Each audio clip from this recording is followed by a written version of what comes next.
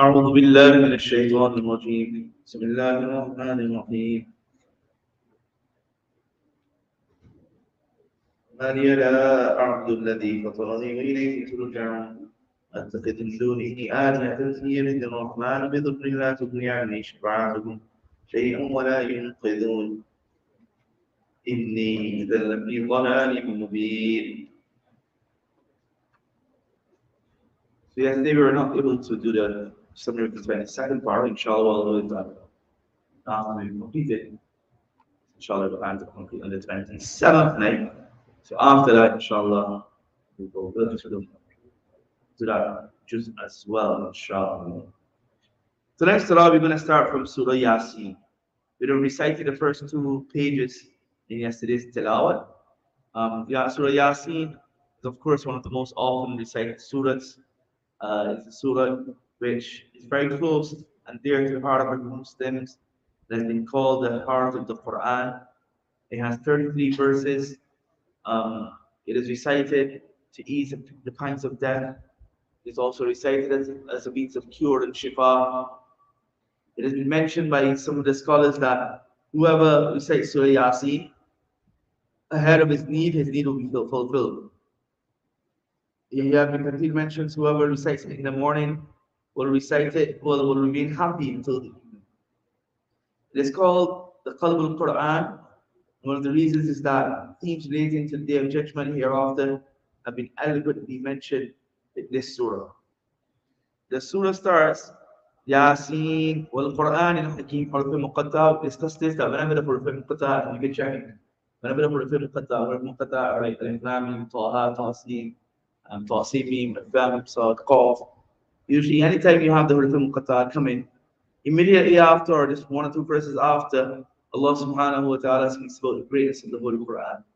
Islami, ذلك الكتاب العظيم. Islami, تنزيل الكتاب. Amin, والكتاب المبين. Here again, Yasin, والقرآن الحكيم. The greatness of the Quran being mentioned. Then, إنك لمن المرسلين. Indeed, you, O Messenger sallallahu alaihi wasallam, are from the Anbiya on the straight path.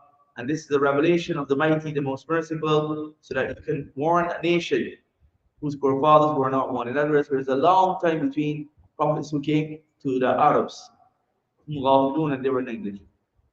Then Allah speaks regarding, then other aspects are mentioned, and we come to the story of the people of the village, that some messengers, some savior prophets, came to preach to these people of the city. They did not listen to them. Allah subhanahu wa ta'ala sent a third, but yet they didn't listen. There was one individual who had accepted, and he came running and warning these people to accept. And then, right, and he said that follow those who do not ask for any payment from you and who are rightly guided. And now tonight's recitation will start with continue with his discussion. وَمَا لِيَ لَا أَعْبُدُ الَّذِي فَطَرَنِي وَإِلَيْهِ تُرْجَعُونَ. Why should I not worship the one who has created me and to whom all of you should return? That we have every reason to worship Allah and we would be foolish to not worship Allah. And then he continues this discussion and he continues asking them and reminding them. Inni amantu rabbikum fasma'un. I brought faith in Allah, in your Lord. He's telling me it's your Lord. This is how Allah is my Lord, Allah is your Lord. Fasma'un, therefore listen to me carefully. The people went and they beat him. They killed him. And it's been said, قِيلَ ادْخُلِ الْجَنَّةِ. When it was said to him, enter Jannah, what did he say? قَالَ يَا لَيْتَ قَوْمِي يَعْلَمُونَ بِمَا غَفَرَ لِي رَبِّي وَجَعَلَنِي مِنَ الْمُكْرَمِينَ. He said, if only my people had known the reason why my Allah has forgiven me and made me among the honored ones. Only could they perceive Allah has honored me today. Then the surah continues. Allah subhanahu wa ta'ala speaks about various signs. وَآيَةٌ لَهُمُ الْأَرْضُ الْمَيْتَةُ أَحْيَيْنَاهَا وَأَخْرَجْنَا مِنْهَا حَبًّا فَمِنْهُ يَأْكُلُونَ. That look at the dead earth, that Allah subhanahu wa ta'ala revives it and brings forth grains from it which you eat. Then Allah, in addition to that, وَجَعَلْنَا فِيهَا جَنَّاتٍ مِّن نَخِيلٍ وَعَنَابٍ فَجَّرْنَا فِيهَا مِنَ الْعُيُونِ. We also create orchards of date palms and grapes on it and cause springs to gush forth. لِيَأْكُلُوا مِن ثَمَرِهِ وَمَا عَمِلَتْهُ أَيْدِيهِمْ. فَلَا يَشْكُرُونَ. Allah says so that they can eat from its fruit, even though their hands have not made it. Right? Maybe the only thing they do is maybe sometimes put this seed in the ground. Sometimes they don't even do that. Cross pollination, wind pollination. Yeah, he's discussing that yesterday. Wind pollination. And the seeds are taken from one place to another place and it grows. We didn't do anything, and the crops start to grow, the trees grow, bear fruit. لِيَأْكُلُوا مِنْ ثَمَرِهِ وَمَا عَمِلْتُ وَأَيْدِيهِمْ. Allah says you didn't do anything. فَلَا يَشْكُرُونَ. Therefore, why should you not? Will they not be grateful? So this is a reminder for us. We look at these things, mashallah. When you look at it, miraculous from that higher place, you can see all in the distance. There's a chance to do what? To reflect. سبحان الذي خلق الأزواج كلها مما تنبت الأرض من أنفسهم وما لا يعلمون. Allah subhanahu wa ta'ala, Allah said that Allah is pure, created every pear that the earth grows, as well as pears from among themselves, and pears from other things which they have no knowledge. And this is quite interesting. This is quite interesting because it has been mentioned that in the past, it was the ideology of the past that pears were only found in humans and animals. But now, present day scientists have also found that pears are not only found in humans but also in plants, in organic matter, and in the whole universe, so much so that the atom, which is the smallest particle of matter, is also made of two parts, which are proton and electron. MashaAllah. So that's it. Everything is from pears. Allah reminds us of this great bounty and this great creation. Why? Allah says the night is also a sign for them. We draw the day out of it as sunset, they are suddenly left in darkness.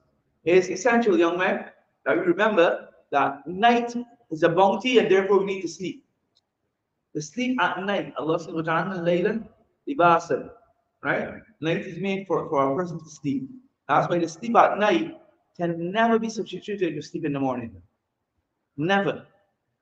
Right? The night sleep that you get, that is what gives you your real true bliss and your true energy for the next day. And that's why even as you get older, you'll see that when you don't sleep at night, no matter how long you spend the day, the next day or two, you can't make up for that sleep.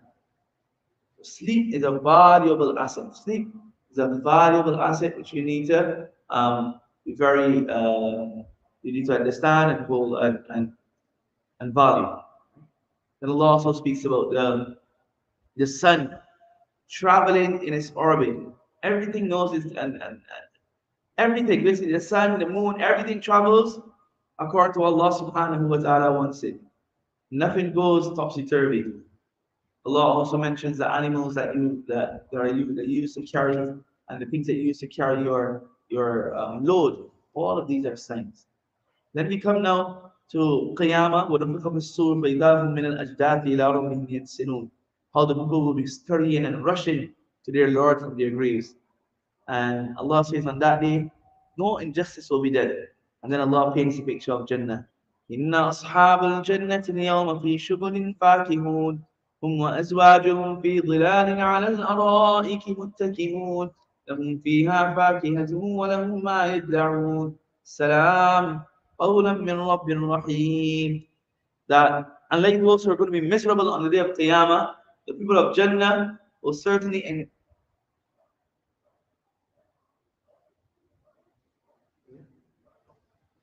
tomorrow. Tomorrow.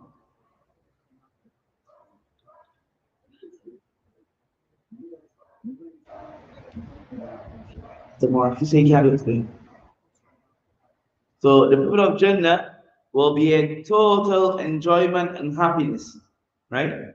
Whom azwajuhum, they and their spouses will be resting on couches in the shade. They will have fruits and whatever they request. Salam qawlan min Rabbir Rahim. There will also be the greeting of peace in the most merciful Lord. It says, Adal Ara'i, recline the chair, sitting down in the shade. And you'll see the nice food and you'll want it, and it will lean in front of you. You just have to take it. Take Allah bless you all that. On the other hand, the punishment for the disbelievers is also mentioned.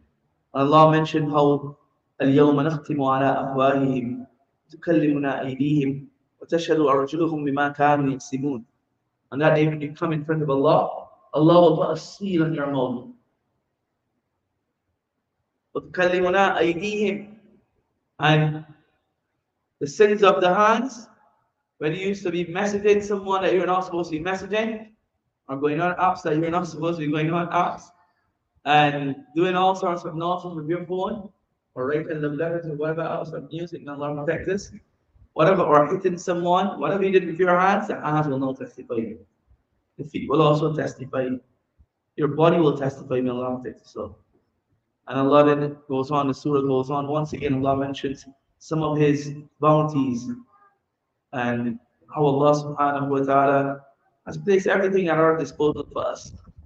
And then the last verses reminds us, because they used to say that, how is it possible for there to be life after death?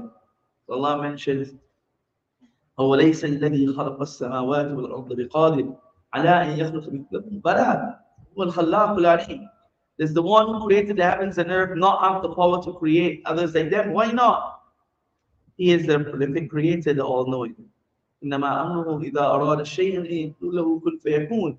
When Allah wants anything to happen, to take place, be and this, it comes into existence. فسبحان الذي بيده ملكوت كل شيء وإليه ترجعون. Pure is the being in whose hand lies control of everything, and to whom you will all be returned. The next verse now is Surah Al-Safat. Surah Al-Safat is also a Makki surah revealed in the Makkah al-Mukarramah. And this surah has 182 verses. So a lot of short, small verses are in this surah. It begins with Safat Safa, فالزاجرات زجرا, فالتاليات ذكرا, إن إلهكم لواحد. It speaks about the angels and the greatness of the angels. By the oath of those angels who stand in rows. They stand in rows either when they are engaged in ibadah, or they are obeying the commands of Allah and the instructions from Allah to carry out. فالزاجرات زجرا, and by the angels who drive the clouds to their destination. فالتاليات ذكرا, and by those angels who recite the Qur'an. Allah says all of this, and then says, Inna ilaha wahid. Your Lord is one Allah. Your Allah is one Allah. Then Allah speaks also, the surah continues, and فَإِنَّمَا هِيَ زَجْرَةٌ وَاحِدَةٌ فَإِذَا هُمْ يَنظُرُونَ. That when the trumpet will be blown, the trumpet will be blown, it says that this is now the third time. So once the trumpet will be blown, everyone is going to get frightened and everyone dies and everyone comes back up. Right? But now, this single, when this the third time the trumpet is blown, what will happen? Everyone will instantly stand up from their graves. قَالُوا يَا وَيْلَنَا هَذَا يَوْمُ الدِّينِ. And then they'll start saying, alas, this is the day of reckoning. This is the day of reckoning. Then Allah speaks about the discord, the mutual discord of the people of Jahannam. And they'll start blaming each other, right? And then they'll start to blame their leaders. That we used to follow you. You would come to us with much persuasion to come and kufr. We followed you. And then they'll say, and then the leaders will tell them, we had no authority over you. You were a rebellious nation. Then there's an amazing scene that's being discussed. Amazing scene being discussed now. And this is from verse 50. Verse 50. فَأَقْبَلَ بَعْضُهُمْ عَلَى بَعْضٍ يَتَسَاءَلُونَ. The people of Jannah will face each other, questioning one another. قَالَ قَائِلٌ مِّنْهُمْ إِنِّي كَانَ لِي قَرِينٌ. I had a certain friend who didn't believe in hereafter, in resurrection. يَقُولُ أَإِنَّكَ لَمِنَ الْمُصَدِّقِينَ. He would say that, are you from those who confirm? أَإِذَا مِتْنَا وَكُنَّا تُرَابًا وَعِظَامًا أَإِنَّا لَمَدِينُونَ. And he would question that when we become nothing but dirt, dust and dirt, how can there be retribution for our actions? So the person of Jannah will ask those with him, do you want to have a look? Let's go and have a look in Jahannam, see if we can find him. فَاطَّلَعَ فَرَآهُ فِي سَوَاءِ الْجَحِيمِ. So they'll go and look now in Jahannam, and they will see this disbelieving man in the midst of Jahannam. قَالَ تَاللَّهِ إِن كِدتَّ لَتُرْدِينِ. And this believing man will say, by Allah, you almost destroyed me. You almost destroyed me. وَلَوْلَا نِعْمَةُ رَبِّي لَكُنْتُ مِنَ الْمُحْضَرِينَ. If it were not for the bounty of my Allah, I would have certainly been from those brought forward to be punished. أَفَمَا نَحْنُ بِمَيِّتِينَ. Is it not so that we will not die again, except our first death, and we will not be punished? Undoubtedly, this is the great success. That's a reminder. Choose your friends wisely. Choose your friends correctly. But then on that day, if you didn't choose correctly, and they take you with them, may Allah protect us all, into Jahannam, and what's going to happen? You'll be having that first conversation in which you'll be blaming each other. Allah protect us all. Then the surah continues. Allah speaks briefly about Nuh alayhi salatu wasalam. Then we have the famous passage in which Ibrahim alayhi salatu wasalam sees a dream. He is told to sacrifice his son Ismail. Allah speaks about how they submit and Allah honors them. Then there's mention also of the various other prophets as well. Yunus, Musa alayhi salatu wasalam, Harun alayhi salam, Ilyas alayhi salatu wasalam is mentioned very briefly. Lut alayhi salam, Yunus alayhi salatu wasalam, and the surah ends. Then we come now to Surah Sad. Surah Sad is also Makkan surah. It has 188 verses. 188 verses. Allah again takes an oath of Sad. What do we say after Muqtata comes? Mention of the Qur'an. So Sad, well, Qur'an is the mention of the Qur'an. And then Allah mentions, بَلِ الَّذِينَ كَفَرُوا فِي عِزَّةٍ وَشِقَاقٍ. In fact, the kuffar are stepped in tribalism, unjustified pride about their tribes and conflict. كَمَا أَهْلَكْنَا مِنْ قَبْلِهِمْ مِنْ قَرْنٍ فَنَادُوا وَلَا تَحِينَ مَنَاصٍ. How many nations that we just destroyed before them? These people cried out, but there was no escape.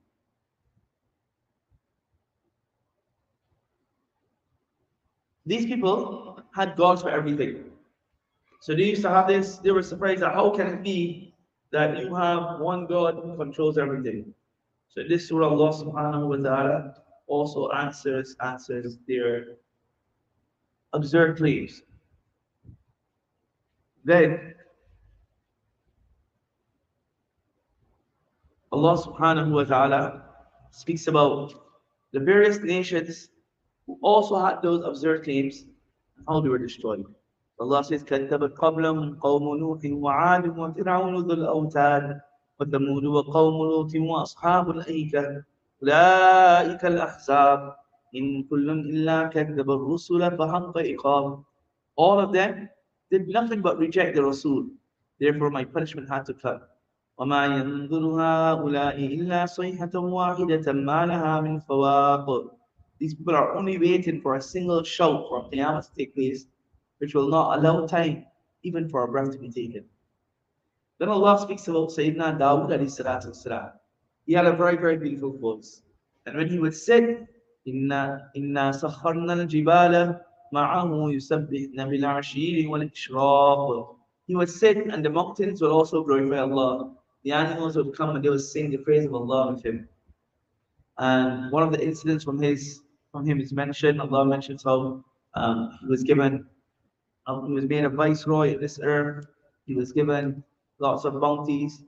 And Allah also granted him Sulaiman alayhi salatu wasalam. Sulaiman alayhi salatu wasalam was also granted many bounties, and we discussed him previously as well. The lesson from Sulaiman and Dawood alayhi salatu wasalam's story is that they were grateful to Allah. They didn't become like the disbelievers who, when granted gifts, became proud and arrogant. Instead, both of these prophets alayhi salatu wasalam was taught as a lesson that if you're granted goodness, then you glorify, you praise Allah. And after that, we have with Qur'an, Ayyub, story of Ayyub alayhi salam. And Ayub alayhi salam's story is about what? Patience. That if difficulties come upon you, then be patient. Allah subhanahu wa ta'ala will grant you a way home. So that's the reminder that's going to come. And then in the last ruku, we now once again speak about how the creation of man and when Allah subhanahu wa ta'ala created Adam alayhi salatu wasalam, and Adam alayhi salatu wasalam, all the angels, Shaitan was with the angels, they were all told to prostrate, and Iblis declined. And what did he say? قال أنا خير منه خلقتني من نار وخلقته من طين. I am better than him. You have created me from fire, but you have created him from clay. And his argument is that fire is better than clay because fire goes upwards, clay falls down.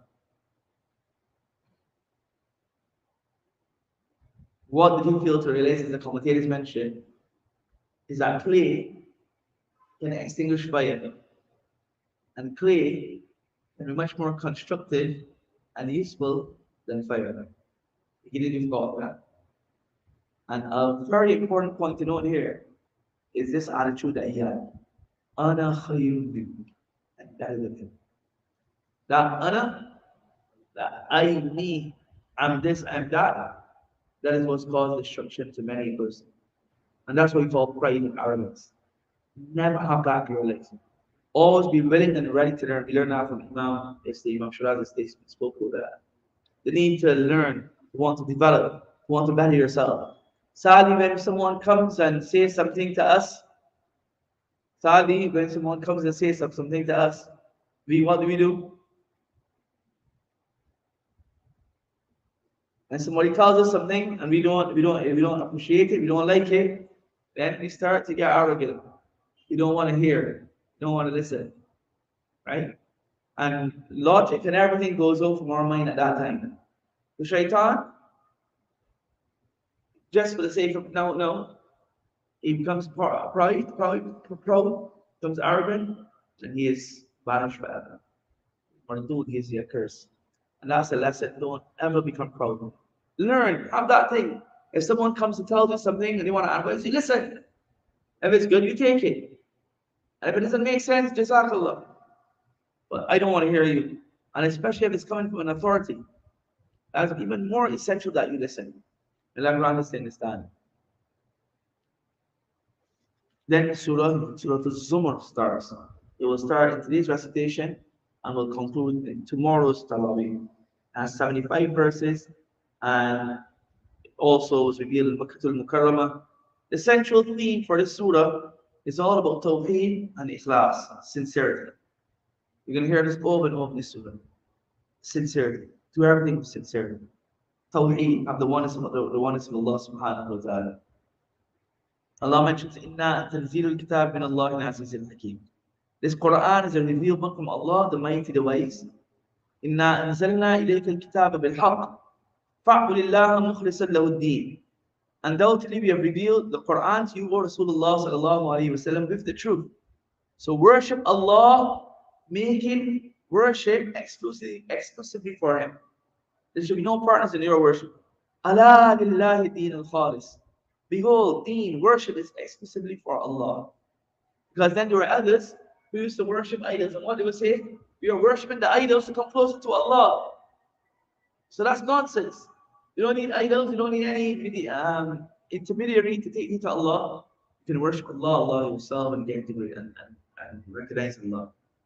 Then Allah speaks about how He's created the heavens and the earth, and how night and day has been created. Allah also speaks about how man has been created.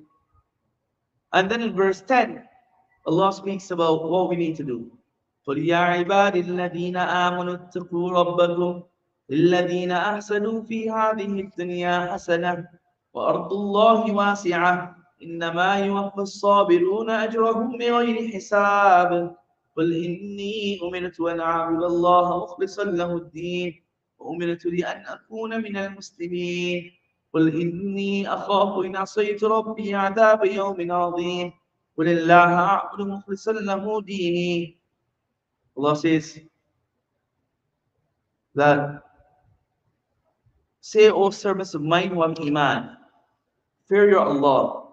There shall be good reward in the world for those who do good. Allah's earth is vast. We did discuss this previously. Now, if there's something preventing you from worshiping Allah in the island or the place you call home, remember Allah's earth is vast. And the patient ones should be granted their reward without reservation. Allah doesn't even count, Allah will just give you. And say, O Messenger sallallahu alayhi wasallam, I have been commanded to worship Allah, making all my worship exclusive for Him. Class again, right? And I've been commanded to be the first of the believers, mu'mineen. قُلْ إِنِّي أَخَافُ, say, I fear the punishment of a severe day if I disobey my Rabb. Say, I worship Allah only, making my worship only for Him. So that's a reminder that only and only for Allah subhanahu wa ta'ala should our worship be. It should be we worship so that someone gives us some money, or someone praises us, or will gain some type of worldly benefit. No. Worship Allah for the sake of Allah's pleasure alone. And then verse 20 speaks about the reward for those who have taqwa and those who worship Allah subhanahu wa ta'ala. What is it? لكن الذين اتقوا ربهم غرف من فوقها غرف مبنية تجري من تحتها الأنهار وعد الله لا يخلف الله الميعاد. Allah says, the ones who fear Allah will have balconies, with balconies built above these in Jannah, lofty chambers, and beneath these will be rivers flowing. Allah has made His promise, and Allah never breaks His promise. Then Allah subhanahu wa ta'ala uses a parable to show that you can only have one Allah. What's the parable? ضرب الله مثلا رجلا فيه شركاء متشاكسون ورجلا سلما لرجل هل يستويان مثلا الحمد لله بل أكثرهم لا يعلمون. Allah says, Allah mentions the example of a person who is owned by several masters who keep disputing over him, and another man who is owned entirely by one person. Can the two be equal? All praise be to Allah, most of them do not know. What do you understand from that? So if you have a slave, right? So those things Allah is using a parable that they will understand. So you have a slave who has 10 masters, 10 owners, right? Or in our case, like, say Shahada, his brother and his cousin Muhammad Junaid, all of them have one person who works, and they all of them say, oh, this person is our worker. Muhammad and Zubair send the worker, you gotta go and fix the ceiling. And Muhammad is saying, you gotta fix the car. Talha said, you gotta go and fix the office. Poor guy, he's in trouble, right? On the other hand, you have one, Zubair large and in charge. What he says goes, right? So the same way, you can't have more than one God. If not, it will just be so. So if you're in charge of the business, what you say goes. But if you're in charge, and Muhammad is in charge, and Talha is in charge, and everybody's in charge, then the business will collapse. Because you'll never be able to come to a unanimous decision. So Allah reminds us of that. So that shows that the fallacy and the ignorance of those people who worship more than one Allah. It just can't happen. We can't have more than one God. And then Allah mentions, إِنَّكَ مَيِّتٌ وَإِنَّهُمْ مَيِّتُونَ ثُمَّ إِنَّكُمْ يَوْمَ الْقِيَامَةِ عِنْدَ رَبِّكُمْ تَخْتَصِمُونَ. You tell Muhammad sallallahu alayhi wa sallam, O Messenger of Allah, one day you're gonna die, don't worry. When you die, your message will leave you. Allah tells them, okay, O Messenger of Allah, you will die, but they will also die. They're thinking that you're gonna live forever, no. And then you're gonna wake up and you're gonna be brought before Allah, resurrected, brought before Allah, and whatever you disputed about, that is what you will face. You'll have to be answerable. Allah grants us understand this manner. So one of the lessons from this 23rd para is to make our ibadah solely for Allah. That's something you have to strive for. What is called ikhlas, sincerity. Strive for that and find to others. So we have some time, at least for the next 2